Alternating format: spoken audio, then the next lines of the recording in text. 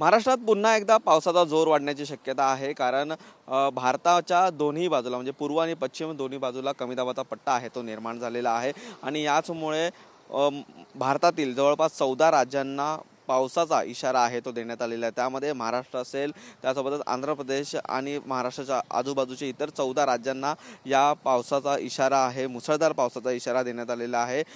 तसेच महाराष्ट्राला शक्ती चक्रीवादळाचा देखील मोठ्या प्रमाणात फटका आहे तो देखील पडू शकतो। आपण पाहिलं तर गेल्या काही आठवड्यामध्येच महाराष्ट्रामध्ये मुसळधार पाऊस झालेला होता आणि यामध्ये महाराष्ट्राचं मोठं नुकसान आहे ते झालेलं होतं आणि त्यानंतर 3 ते 7 ऑक्टोबरपर्यंत या दोन्ही चक्रीवादळाचा जो परिणाम आहे तो महाराष्ट्रामध्ये पाहायला मिळेल। महाराष्ट्रातील विदर्भ, मराठवाडा, कोकण किनारपट्टी या ठिकाणी मुसळधार पावसाची शक्यता आहे ते वर्तवण्यात आलेली आहे। त्यामुळे IMD कडून आलेल्या इशाऱ्याच्या नुसार समुद्रामध्ये मच्छीमारांना देखील जाण्यासाठी बंदी आहे ती केलेली आहे आणि त्यासोबतच सर्व हवामान खात्याचे अंदाज पाहूनच या ठिकाणी प्रवास करणे, त्यासोबतच मच्छीमारांना समुद्रात जाण्याचा माहिती आहे ती देण्यात आलेली आहे। त्यामुळे 3 ते 7 तारखेपर्यंत महाराष्ट्रावरती पुन्हा एकदा पावसाचा जोर असण्याची जी शक्यता आहे ती हवामान खात्याने वर्तवलेली आहे आणि त्यानुसार अंदाजा देखील वर्तवण्यात आलेला असून इशारा देखील देण्यात आलेला आहे। व्हिडिओ जर्नलिस्ट योगेश सावंतसह निखिल चव्हाण, TV9 मराठी, मुंबई।